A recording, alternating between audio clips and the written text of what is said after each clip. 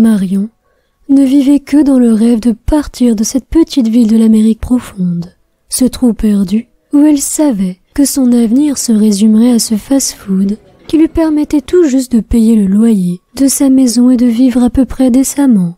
Elle maudissait parfois le jour où elle avait décidé de quitter sa France natale pour vivre le fameux American Dream. Mais elle se disait aussi que ça ne servait à rien de ressasser les erreurs du passé.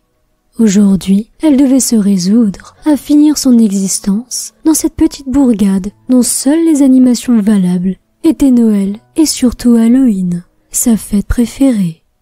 Mais elle était encore loin de se douter que sa passion pour cette célébration, dont l'origine venait de son pays natal, allait transformer sa vie de manière radicale, sous la forme d'un client pas vraiment ordinaire qui venait de franchir le seuil de son lieu de travail. Samy aimait son travail, même si ses expressions faciales pouvaient montrer tout le contraire. Ce n'était qu'un masque qu'il s'était forgé au cours de toutes ces années passées ici, dans cette petite ville qu'il aimait tant. Avec ses habitants qu'il connaissait depuis l'enfance, ses commerçants, ses paysages, son étang à la sortie de la ville, près de la ferme des Lording. Un amour qui n'était pas vraiment partagé, Samy passant presque pour invisible aux yeux de nombre d'entre eux. Pour un banquier tel que lui, afficher un sourire trop visible pouvait être mal interprété, donnant l'impression de se moquer des pauvres bougres venus demander un délai supplémentaire pour le crédit qu'ils avaient bien du mal à rembourser. Et ce n'était pas du tout ce qui faisait sa personnalité. Alors, il avait construit ce masque, à mi-chemin entre l'impassible et le légèrement souriant, qui faisait de lui sans doute le banquier le plus à même de comprendre et aimer ses clients dans le besoin. Il avait toujours une solution pour les aider, quelles que soient leurs difficultés. Mais cette joie intérieure allait bientôt s'effacer à la venue d'un client pas comme les autres, qui allait changer son être au plus profond de lui par un simple petit objet oublié dans son bureau. L'homme qui venait d'entrer dans le fast-food était tout sauf banal. Son aspect faisait penser à un des protagonistes du film « Il était une fois dans l'Ouest », avec son manteau long tout droit sorti d'un western, son chapeau cachant une grande partie de son visage, rabattu sur ce dernier, masquant à peine une barbe de plusieurs jours, et tenant une sorte de sac de sport aussi usagé et sale que le montrait son propriétaire. Il commanda un café. À le voir, Marion se disait qu'il aurait surtout besoin d'une douche.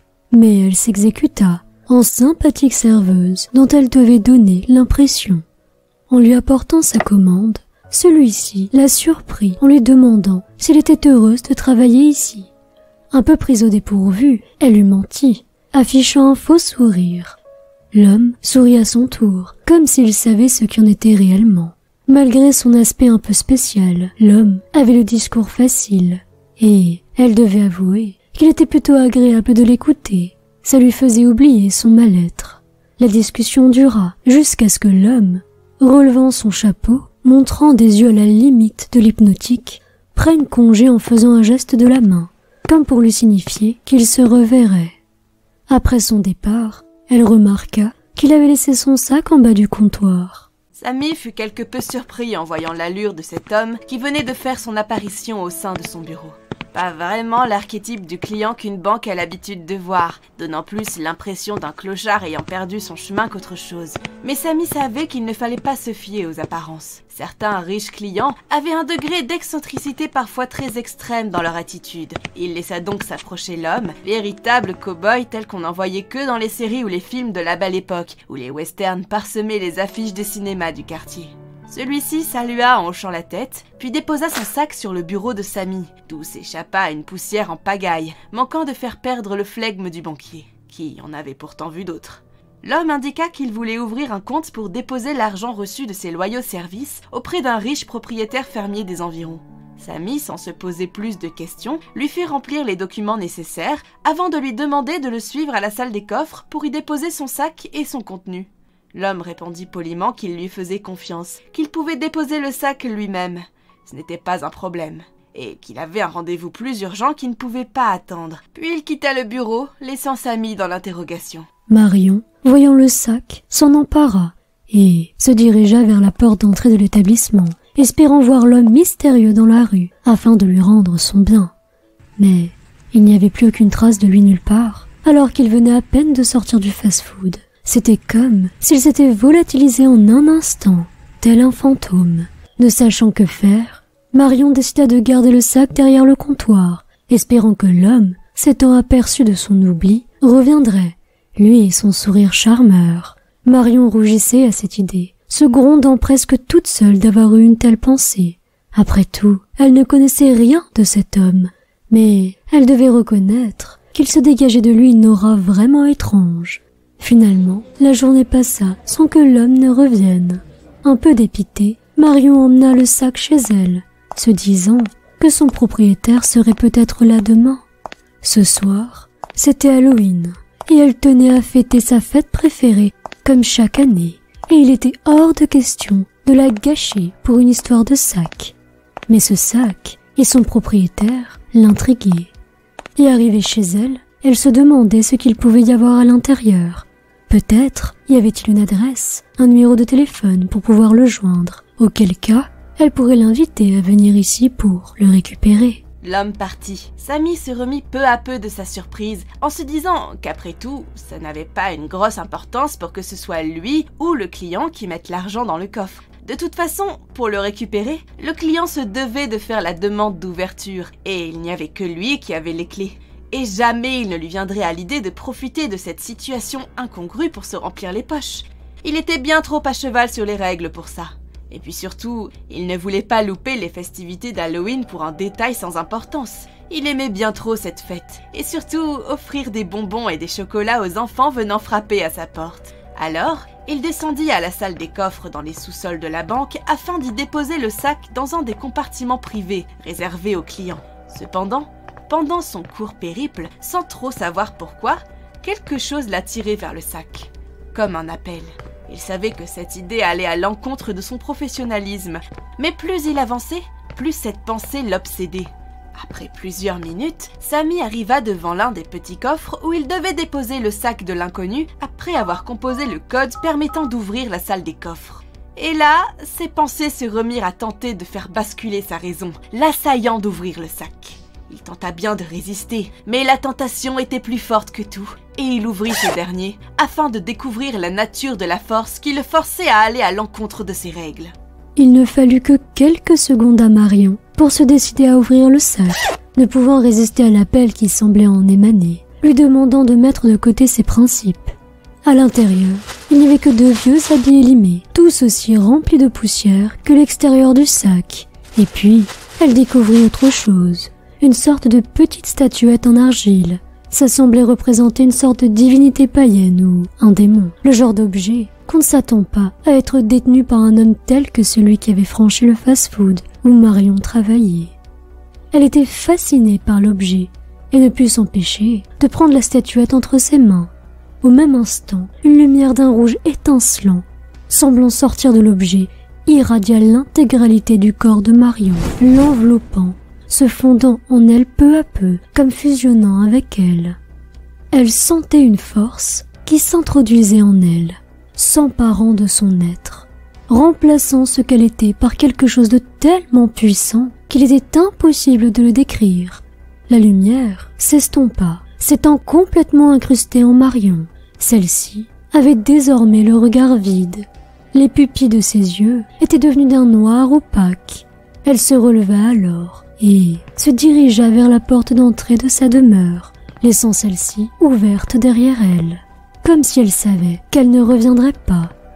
Et se dirigeant vers une destination inconnue, traversant la rue déjà peuplée d'enfants de tout âge, en costume d'hiver pour fêter Halloween, illuminés par les décorations des maisons, sans même y prêter attention. Samy découvrit au milieu des billets de banque remplissant le sac une petite statuette. Une statuette représentant une sorte d'être avec une tête de citrouille et aux mains dotées de griffes. C'était la première fois qu'il voyait ce genre d'objet, et il se demandait à quel culte sataniste ou assimilé il pouvait bien se rapporter. Instinctivement, il prit la statuette entre ses mains et se sentit traversé de toutes parts par une lumière rouge sang émanant de la statuette et se déversant dans son corps comme on fait couler du liquide dans un verre. Il aurait voulu crier ou jeter la statuette au loin, mais sa raison vacillait en même temps que le pouvoir qui s'installait en lui, et il ne fut bientôt plus qu'un corps sans une once d'expression et de volonté. Au bout d'un certain moment, la lumière cessa, ayant rempli sa fonction en s'introduisant dans la cible. Sammy se releva alors, se dirigeant vers la sortie de la salle des coffres, semblant être appelé par une autre force irrésistible, lui enjoignant de le rejoindre au plus vite. Sammy sortit de la banque sans s'occuper de rien de ce qui se passait autour de lui, malgré les cris et les trick or treat lancés par une ribambelle d'enfants courant dans les rues de la petite ville fêtant Halloween le sourire aux lèvres. L'appel était plus fort, et Sammy sortit bientôt de la ville après l'avoir parcouru de bout en bout, ignorant les bruits de pétards et les cliquetis des canettes de bière de groupes de jeunes ados. Marion parcourut ainsi son chemin, obéissant à cette force qui la manipulait telle une marionnette humaine, traversant fossés, chemins et prairies, jusqu'à arriver à une clairière, en plein cœur de la forêt, jouxtant la petite ville où elle était encore il y avait plusieurs minutes de cela. Au milieu de celle-ci, un homme semblait l'attendre. En temps normal, elle aurait reconnu l'homme qui l'avait tant troublée aujourd'hui. Mais en son état actuel, elle n'était plus elle-même. L'homme vint vers elle, lui tenant la main et lui demandant de s'arrêter.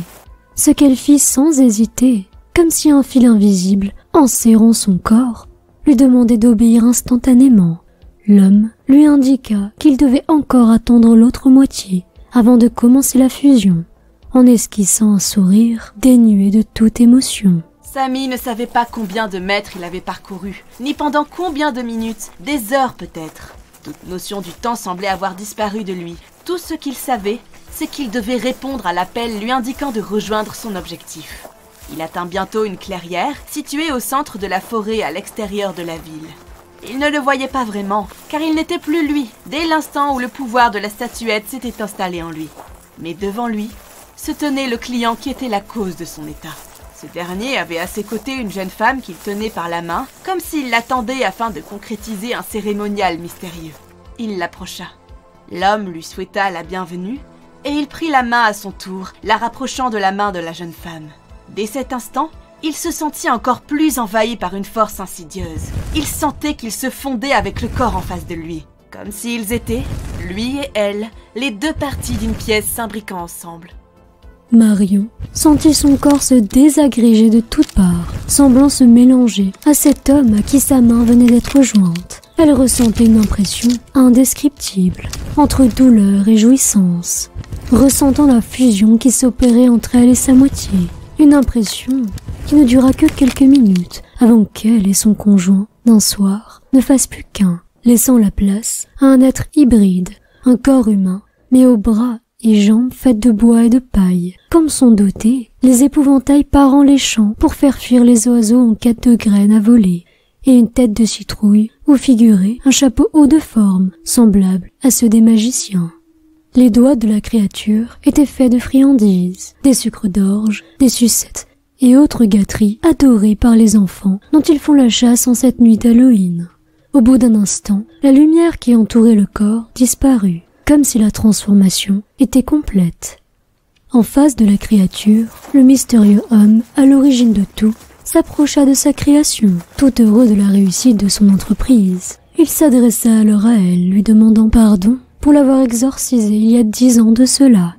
Lui, l'esprit d'Halloween. À l'époque, il pensait qu'il n'était qu'une proie de plus à accrocher à son tableau de chasse, de tueur de démons. Mais avec les années, il s'était rendu compte de son erreur. Depuis qu'il avait annihilé l'esprit d'Halloween, cette fête autrefois prestigieuse avait perdu de son éclat. Elle était devenue fade, pire, à cause de lui. L'esprit d'Halloween ne pouvait plus punir de cette manière juste ceux qui ternissaient cette fête, qui le tenaient tant à cœur.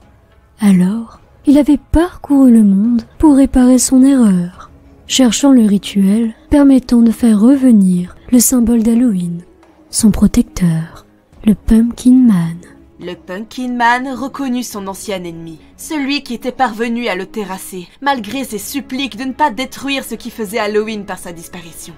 Sa tête de citrouille esquissa un large sourire, montrant sa joie de voir que l'homme qui avait fait de lui un être éthéré, qui ne pouvait agir que par subterfuge, se faufilant dans les esprits des contrevenants à Halloween, ceux qui voulaient souiller son cœur, ce même homme était là ce soir, lui permettant de revivre et lui redonnant sa splendeur et son pouvoir d'antan. L'homme hocha la tête, comme pour s'excuser à nouveau, avant de repartir d'où il était venu, s'enfonçant plus en avant dans les bois autour et disparaissant dans la pénombre des arbres. Le Pumpkin Man souriait toujours. Puis, il se dirigea vers la ville afin de punir de manière plus directe que ne l'avaient été ses actions de ces dernières années, les fauteurs de troubles qui ne considéraient pas Halloween à sa juste valeur. Il repensait à l'homme qui lui avait fait redonner son corps. Il connaissait le rituel qui avait permis sa reconstruction. Pour fonctionner, il fallait 2 personnes de sexe opposé, aimant tous les 2 profondément Halloween et ce qu'il représentait, mais malheureux dans leur cœur. Leur fusion par le biais de statuettes spécialement élaborées pour la circonstance était indispensable. De leur sacrifice naîtrait la renaissance d'Halloween, sa renaissance. Ce soir, le Pumpkin Man était heureux comme rarement il avait été de toute son existence. Les humains ne cesseraient jamais de le surprendre. Et ce soir, l'esprit d'Halloween allait resplendir comme rarement il l'avait été.